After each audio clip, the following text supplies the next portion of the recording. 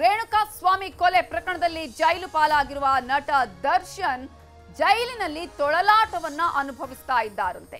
ಕೊಲೆಯ ಬಗ್ಗೆ ಪಶ್ಚಾತ್ತಾಪ ಆಗ್ತಾ ಇದೆಯಂತೆ. ಈ ವಿಚಾರಕ್ಕೆ ಸಂಬಂಧಪಟ್ಟ ಹಾಗೆಯೇ ಮಾನಸಿಕ ಖಿನ್ನತೆಗೂ ಕೂಡ ಒಳಗಾಗಿದ್ದಾರೆ. ಕಣ್ಣೀರು ಹಾಕ್ತಾ ಇದ್ದಾರಂತೆ. ಯಾರೊಂದಿಗೂ ಮಾತನಾಡ್ತಾ ಇಲ್ಲ ದಾಸ ಅನ್ನುವ ಮಾಹಿತಿಗಳು ಲಭ್ಯ ಆಗ್ತಾ ಇದೆ.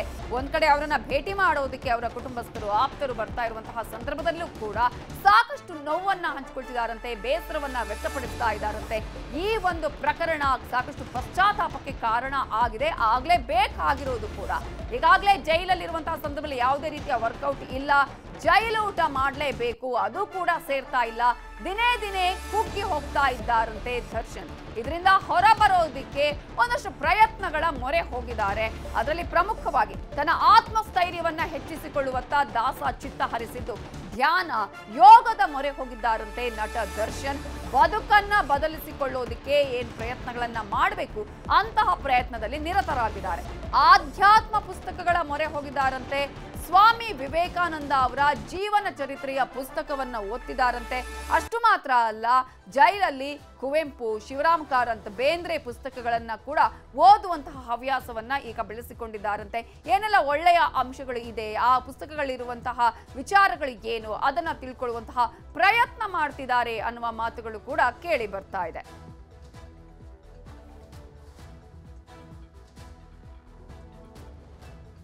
ಇವೆಲ್ಲದರ ಬಗ್ಗೆ ಇನ್ನಷ್ಟು ಡೀಟೇಲ್ಸ್ ಅನ್ನ ಕೊಡೋದಕ್ಕೆ ನಮ್ಮ ರಿಪೋರ್ಟರ್ ಮುನಿರಾಜು ಈಗ ನೇರ ಸಂಪರ್ಕದಲ್ಲಿ ಜಾಯ್ನ್ ಆಗಿದ್ದಾರೆ. ಮುನಿರಾಜು, ಈಗಾಗಲೇ ಜೈಲಲ್ಲಿ ಸಾಕಷ್ಟು ರೀತಿಯಂತಹ ಮಾನಸಿಕ ಖಿನ್ನತೆಗೆ ಕೂಡ ಒಳಗಾಗಿದ್ರು ಅನ್ನುವಂತಹ ಮಾತು. ಒಂದ್ ಕಡೆ ಈಗಾಗಲೇ ತನ್ನ ಆಪ್ತರು ಆಗಿರ್ಬೋದು ಅಥವಾ ತನ್ನ ಮನೆಯವರು ಬಂದಂತಹ ಸಂದರ್ಭದಲ್ಲೂ ಕೂಡ ಕಣ್ಣೀರು ಹಾಕಿದ್ರು ಅಂತ ಹೇಳಿ. ಸೊ ಪಶ್ಚಾತ್ತಾಪ ಆಗಿದೆ ಅನ್ನೋದು ಒಂದು ಕಡೆ ಆದ್ರೆ, ಇನ್ನೊಂದು ಕಡೆ ಸರಿ ಮಾಡಿಕೊಳ್ಳುವಂತಹ ಪ್ರಯತ್ನ, ಮುಂದಿನ ಜೀವನವನ್ನು ಸರಿಪಡಿಸಿಕೊಳ್ಳುವಂತಹ ಪ್ರಯತ್ನ ಹೇಗೆ ನಡೀತಾ ಇದೆ?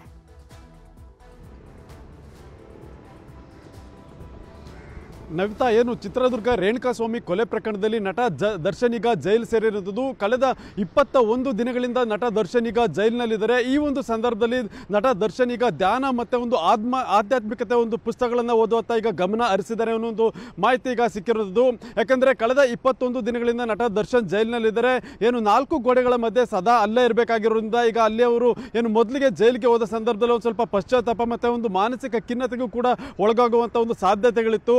ಅದರಿಂದ ಈ ಒಂದು ಮಾನಸಿಕ ಒಂದು ಖಿನ್ನತೆಯಿಂದ ಹೊರಗಡೆ ಬರೋ ಸಲುವಾಗಿ ಈಗ ಅವರು ಒಂದು ಪುಸ್ತಕಗಳನ್ನು ಓದೋದಕ್ಕೂ ಕೂಡ ಈಗ ಮುಂದಾಗ್ತಾ ಇದ್ದಾರೆ. ಅಂದರೆ ಆಧ್ಯಾತ್ಮಿಕತೆಗೆ ಸೇರಿದ ಒಂದು ಪುಸ್ತಕಗಳನ್ನು ಈಗ ಜೈಲಿನಲ್ಲಿ ಪಡೆದು ಅವರೀಗ ಓದುವಂಥ ಕೆಲಸವನ್ನು ಕೂಡ ಈಗ ಆರಂಭಿಸಿದ್ದಾರೆ ಅನ್ನೋ ಒಂದು ಮಾಹಿತಿ ಇದೆ. ಏನು ಈಗಾಗಲೇ 21 ದಿನಗಳಿಂದ ನಟ ದರ್ಶನ್ ಜೈಲಿನಲ್ಲಿದ್ದಾರೆ. ಈ ಒಂದು ಕೊಲೆಗೆ ಸಂಬಂಧಪಟ್ಟಂತೆ ಒಂದು ದರ್ಶನ್ ಅವರು ಜೈಲಿನಲ್ಲಿ ಒಂದು ಪಶ್ಚಾತ್ತಾಪ ಮಾಡುವಂಥದ್ದು ಮತ್ತೆ ಏನು ಯಾರ ಜೊತೆಗೂ ಕೂಡ ಸರಿಯಾಗಿ ಬೆರೆಯದೇ ಒಂದು ಮೌನಕ್ಕೆ ಕೂಡ ಶರಣಾಗಿದ್ರು. ಆದರೆ ಎಷ್ಟು ದಿನ ಅಂತ ಈ ರೀತಿಯಾಗಿ ಮೌನಕ್ಕೆ ಶರಣಾಗುವಂಥದ್ದು ಅಂತೇಳಿ ಈಗ ಧ್ಯಾನ ಮತ್ತೆ ಈಗ ಪುಸ್ತಕಗಳನ್ನು ಓದುವಂಥ ಹವ್ಯಾಸವನ್ನ ಈಗ ರೂಢಿಸ್ಕೊಂಡಿದ್ದಾರೆ. ಇದಕ್ಕಾಗಿ ಈಗ ಏನು ಕುವೆಂಪು, ದಾರಾ ಬೇಂದ್ರೆ ಮತ್ತೆ ಶಿವರಾಮ್ ಕಾರಂತರ ಒಂದು ಪುಸ್ತಕಗಳನ್ನು ತೆಗೆದುಕೊಂಡು ಈಗ ಓದುವಂಥ ಕೆಲಸವನ್ನು ಕೂಡ ಈಗ ಆರಂಭಿಸಿರುವಂಥದ್ದು. ಇದಲ್ಲದೆ ಏನು ಸ್ವಾಮಿ ವಿವೇಕಾನಂದರ ಒಂದು ಜೀವನ ಚರಿತ್ರೆ ಪುಸ್ತಕ ಏನಿದೆ, ಈ ಒಂದು ಪುಸ್ತಕವನ್ನು ಕೂಡ ಈಗ ದರ್ಶನ್ ಅವರು ಜೈಲು ಅಧಿಕಾರಿಗಳ ಬಳಿ ಕೇಳಿ ಪಡ್ಕೊಂಡಿದ್ದು ಪ್ರತಿನಿತ್ಯ ಬೆಳಿಗ್ಗೆ ಮತ್ತೆ ಸಂಜೆ ಸಮಯದಲ್ಲಿ ಒಂದು ಪುಸ್ತಕಗಳನ್ನು ಓದುವಂತಹ ಒಂದು ಹವ್ಯಾಸವನ್ನು ಕೂಡ ಈಗ ರೂಢಿಸಿಕೊಳ್ತಾ ಇದ್ದಾರೆ. ಮತ್ತೆ ಬೆಳಿಗ್ಗೆ ಮತ್ತೆ ಸಂಜೆ ಸಮಯದಲ್ಲಿ ಒಂದು ಧ್ಯಾನವನ್ನು ಕೂಡ ಮಾಡುವಂಥ ಕೆಲಸವನ್ನು ಕೂಡ ಈಗ ದರ್ಶನ್ ಮಾಡ್ತಾ ಇದ್ದು ಆ ಒಂದು ಜೈಲಿನ ಒಂದು ವಾತಾವರಣದಿಂದ ಹೊರಗಡೆ ಬರಬೇಕು ಮತ್ತೆ ಮಾನಸಿಕವಾಗಿ ಮತ್ತೆ ಆತ್ಮಸ್ಥೈರ್ಯವನ್ನ ಹೆಚ್ಚಿಸಿಕೊಳ್ಳುವಂತ ಕೆಲಸವನ್ನ ಮಾಡಬೇಕು ಅಂತೇಳಿ ಈಗ ಪುಸ್ತಕಗಳ ಮೊರೆ ಹೋಗಿರುವಂತದ್ದು. ಯಾರಾದ್ರೂ ಈಗ ಧ್ಯಾನ, ಯೋಗಕ್ಕೆ ಯಾರಾದ್ರೂ ಇನ್ಸ್ಟ್ರಕ್ಟ್ ಮಾಡ್ತಾ ಇದ್ದಾರಾ ಜೈಲಿನಲ್ಲಿ, ಅಥವಾ ಹಾಗೇನೆ ಅದರ ಜೊತೆಗೆ ಯಾರಾದ್ರೂ ಅವರಿಗೆ ಈ ಒಂದು ಸಲಹೆಯನ್ನ ಕೊಟ್ಟಿದ್ದ ಅಥವಾ ಸ್ವಪ್ರೇರಣೆಯಿಂದಾನೇ ಈಗಳ ಮೊರೆ ಹೋಗಿರೋದಾ, ಹೇಗೆ? ನವಿತಾ, ಏನು ಜೈಲಿನಲ್ಲಿ ಕೂಡ ಕೆಲವು ಕೈದಿಗಳೇನಿದ್ರೆ ಏನು ಶಿಕ್ಷೆಗೆ ಒಳಗಿರುವಂಥ ಕೈದಿಗಳಿದ್ದಾರೆ. ಅವ್ರಿಗೆ ಒಂದು ಧ್ಯಾನ ಮತ್ತು ಒಂದು ಯೋಗದ ಒಂದು ಅಭ್ಯಾಸಗಳನ್ನು ಶಿಬಿರಗಳನ್ನು ಆಯೋಜನೆ ಮಾಡ್ತಾರೆ. ಅವರಿಂದ ಕೆಲವು ಮಾಹಿತಿಗಳನ್ನು ಪಡ್ಕೊಂಡು ಯಾವ ರೀತಿ ನಾವು ಮಾನಸಿಕವಾಗಿ ಸದೃಢರಾಗ್ಬೋದು ಮತ್ತು ಆತ್ಮಸ್ಥೈರ್ಯವನ್ನು ಹೆಚ್ಚಿಸ್ಕೊಳ್ಳೋದಕ್ಕೆ ಏನೆಲ್ಲ ಒಂದು ಕ್ರಮಗಳನ್ನು ಕೈಗೊಳ್ಬೋದು ಅನ್ನೋ ಒಂದು ಮಾಹಿತಿಯನ್ನು ಪದೇ ಪದೇ ಒಂದು ಅಲ್ಲಿ ಶಿಬಿರಗಳನ್ನು ಆಯೋಜನೆ ಮಾಡಿ ಅವರಿಗೆ ತರಬೇತಿಯನ್ನು ಕೊಡ್ತಾರೆ. ಆ ಒಂದು ತರಬೇತಿದಾರರು ಮತ್ತು ಯಾರು ಅಲ್ಲಿ ಯೋಗ ಮತ್ತು ಧ್ಯಾನವನ್ನು ಮಾಡ್ತಿರ್ತಾರೆ ಅಂಥವರಿಂದ ಮಾಹಿತಿಯನ್ನು ಪಡ್ಕೊಂಡು ಈಗ ದರ್ಶನ್ ಅವರು ಕೂಡ ಒಂದು ಅಲ್ಲಿ ಧ್ಯಾನವನ್ನು ಆರಂಭ ಮಾಡಿರೋದು.